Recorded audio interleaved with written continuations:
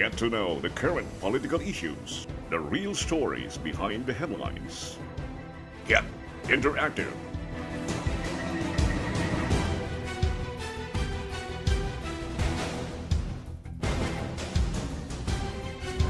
My Politics with Art Barry, only here on MyTV Cebu.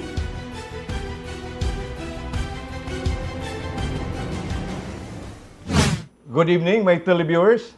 This is your new host of this program, My Politics, Art Barry. We are fortunate and honored this evening that despite his hectic and loaded schedule, he finds time to be with us and he will give his thoughtful and meaningful insights of the bus rapid transit system of Cebu. It's our honor, Mayor Tomas R. Osmeña. Good evening, Mayor Tom. Ngayong gabi.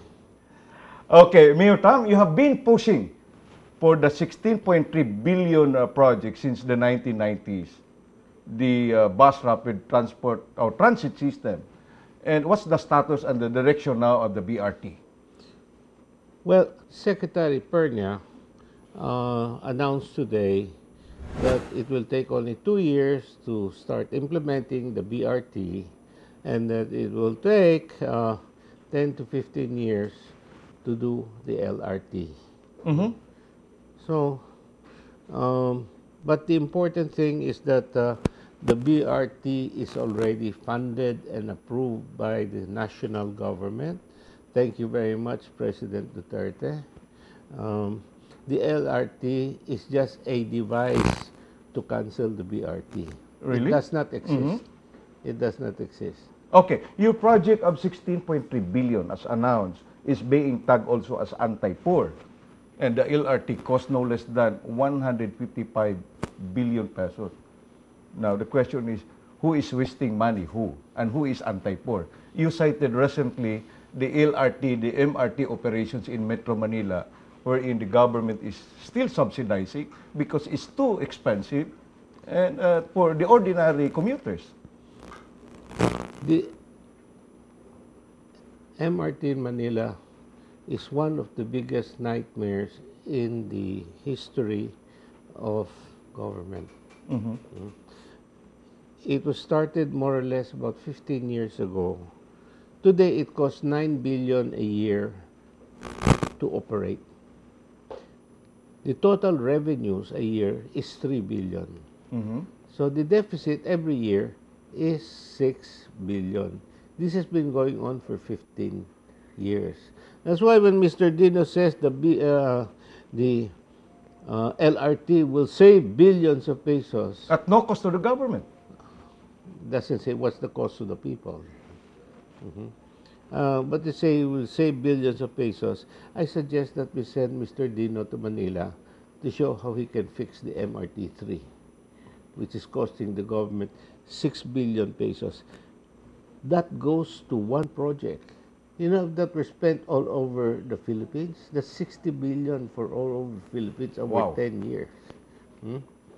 So, this is not, this is a fact. This is a fact. I think Mr. Dino seems to be interested in making money out of this project. Mm-hmm. Because he's the only one who knows already who the bidder is when there's been no bidding. And who knows who are the consortium? Singaporeans and Chinese Singaporeans are already offering it. The BRT still has to be bidded. The project is there, but who will own the buses? That's still to be bidded. And you know, there's no feasibility study. There's already an operator. So to me, it smells like this is nothing but corruption. Okay. Now, Mayor Osmeña, the model that you have for this BRT is in Curitiba, Brazil, right? You want me to tell you the story? I have not been pushing this project since the 1990. I first read about it in 1992. It was featured in the Reader's Digest and Time magazine that there is this mayor in a city in Curitiba that is using buses like trains. No? and because its buses is cheaper. And when I read about it, I was very curious, but I did not have a chance to go to Brazil until several years later, about 5 years later, in 1997. And I went there with the late Sami Darsa and Jingjing Osmeña. They were both with Sito before, just to look at this, what is this Curitiba bus project. And fortunately, the ambassador to Brazil was a Cebuano, Frank Benedicto. When he heard I was going there, he made all the preparations. And I met all the government officials involved. I met the mayor, Mayor Lerner, and we rode in the bus. And I said, this will work.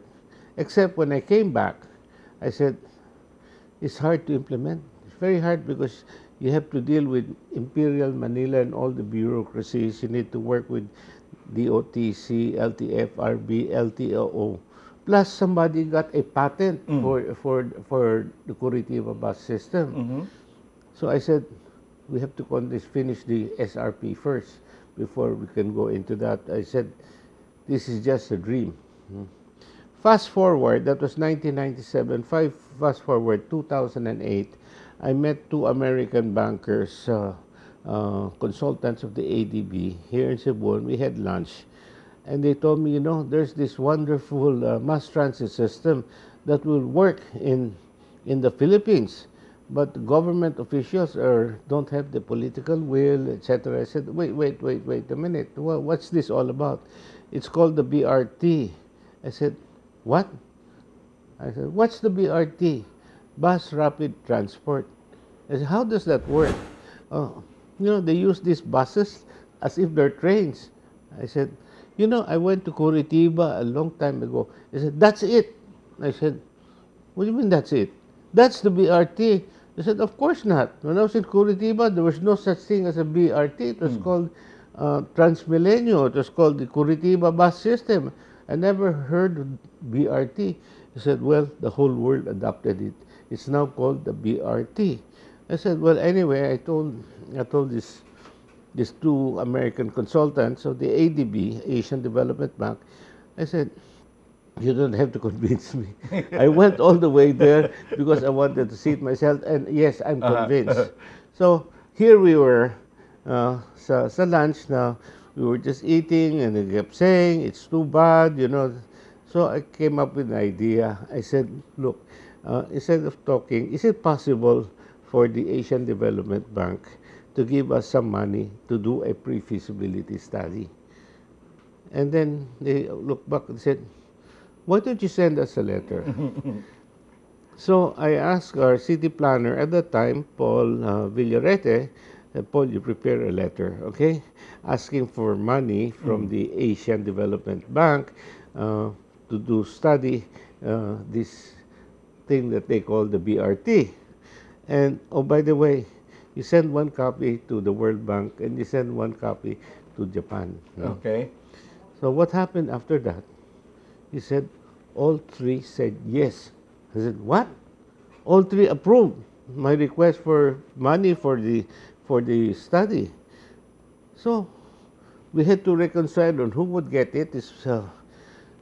We were given about $300,000, to conduct a study by them, and then we came up with a full-blown feasibility study, which cost maybe $1 million US. And it was the city government of Cebu that initiated this project. But we presented it to NEDA, and NEDA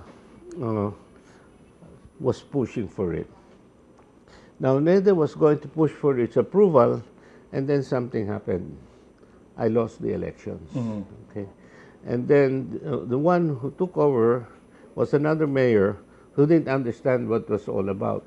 And President Noynoy Aquino said, I will not approve a 10 billion peso experiment. So it was disapproved.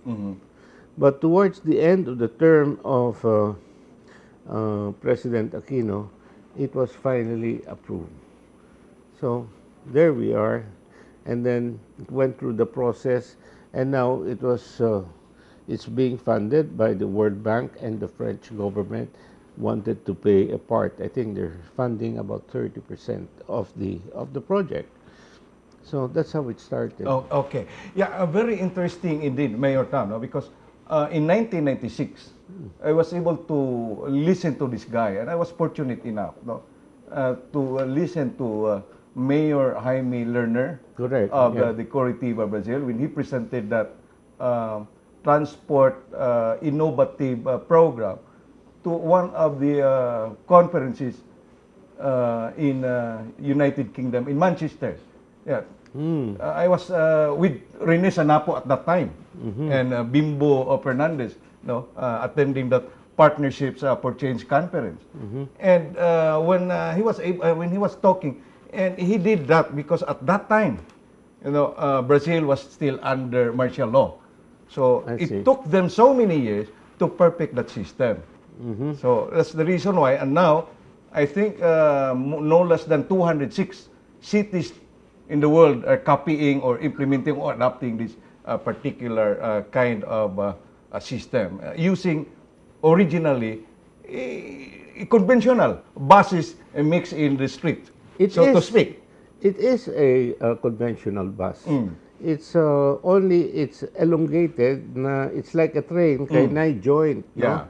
So 2 buses at first, then later on became 3, and then it became 4. You know, but it's a bus. It's made by Volvo. Just like an accordion type, the one that connects the 2 buses or the other bus, that Yes. makes it like a caterpillar. Correct. Yeah. Exactly like that. So is this not like a tranvia or something like that, or a tram car in Europe? It's similar, but the concept of the BRT is that it can carry a lot of passengers because it's long, and if there's 3 cars together, it's 275 passengers. The How same- many jeepneys in one coach? How many jeepneys equivalent in one section, in one coach for that? 275 is about equivalent to 10 jeepneys. Wow. So, you see, ang problema sa jeepney karon, it serves its purpose compared to private cars. Kaya daghan kayo mo sakay sa jeepney. But when you see 10 jeepneys moving, there's space between them. Okay? And when one jeepney stops to pick up a passenger, all the jeepneys behind it have to stop. So when a passenger wants to board, all the jeepneys have to stop. That's one of the causes of traffic. In a BRT, na waiting shed. You can only board in a waiting shed and get off in a waiting shed. See? And the waiting shed is approximately 400 meters apart. See? And so the bus runs on a lane where private cars are not allowed. That's why Mr. Dino is screaming, because he favors private cars. No, I favor BRT because BRT is for students to go to school without missing classes. It's for workers to show up on time so they can check in and get paid properly. Okay, this is the modal shift of transportation, and then we still have to discuss more about this, Mayor Tom, specifically on the program on the BRT system to be implemented, especially on the acquisition of properties, because we don't have to widen more roads in the city. So after this program, don't go away.